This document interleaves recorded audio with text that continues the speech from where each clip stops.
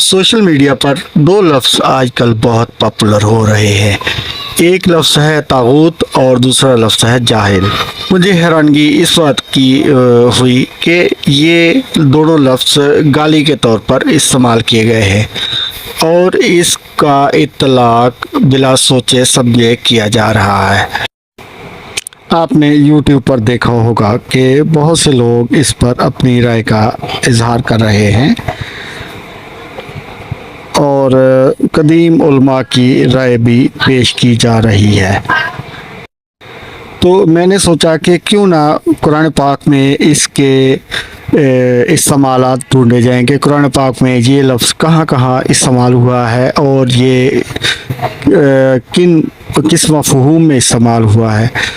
تو اس ویڈیو کے آخر میں نے وہ تمام آیات کی فہرست دی ہوئی ہے کہ جن میں یہ لفظ اور اس کا روٹ ورڈ کیا ہے اور اس سے مزید کون سے الفاظ بنتے ہیں اور ان کے معنی بنیادی معنی کیا ہیں اور کیا یہ معنی چینج بھی ہوتے ہیں، یہ سارا کچھ آپ کو قرآن پاک کی آیات سے مل جائے گا۔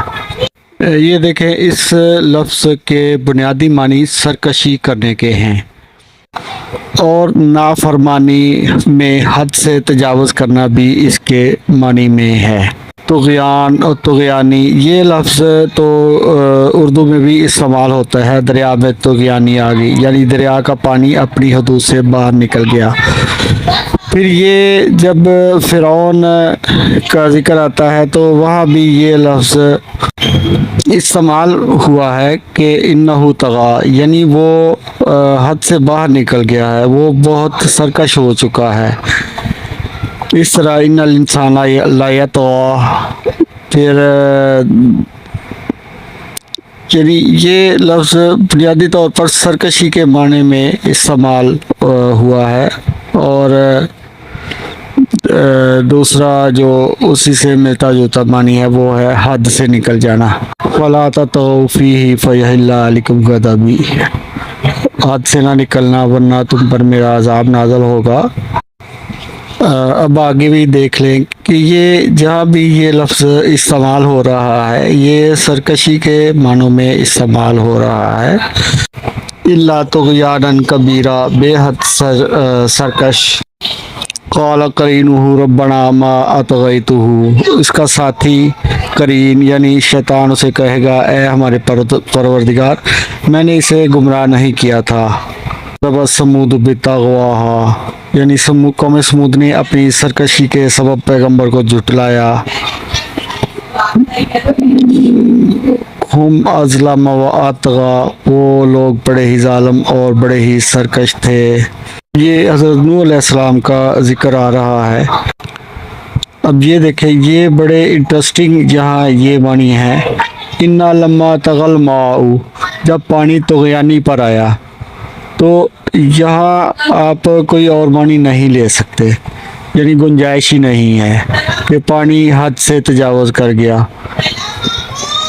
پھر یہ ایک اور جگہ انا لما طغى الماء۔ اب یہ آ گیا طاغوت۔ طاغوت کی کنسٹرکشن اس کی یہاں وضاحت کی گئی ہے کہ طاغوت جو ہے یہ واحد اور جمع دونوں میں معنوں میں استعمال ہوتا ہے۔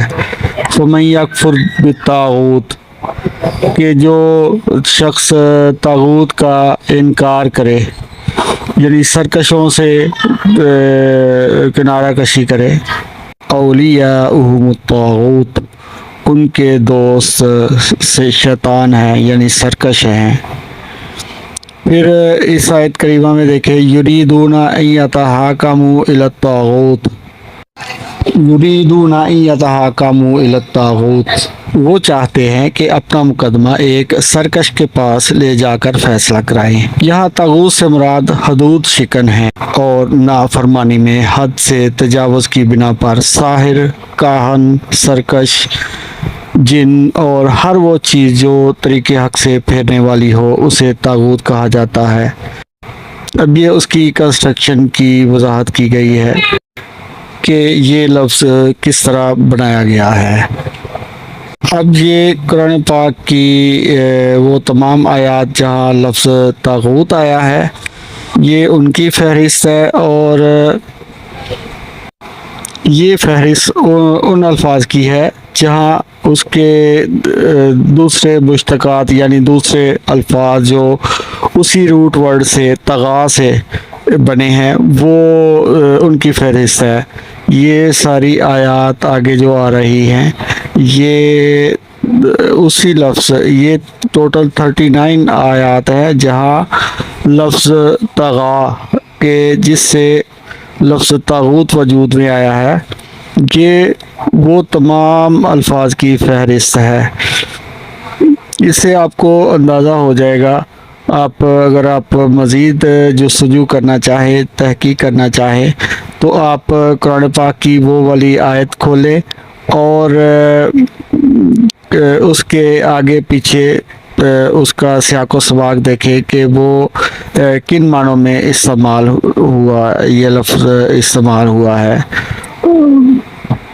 اور آپ دیکھیں گے کہ وہ سرکش یا حدود سے باہر نکلنے کے معنی میں ہی استعمال ہوا ہے۔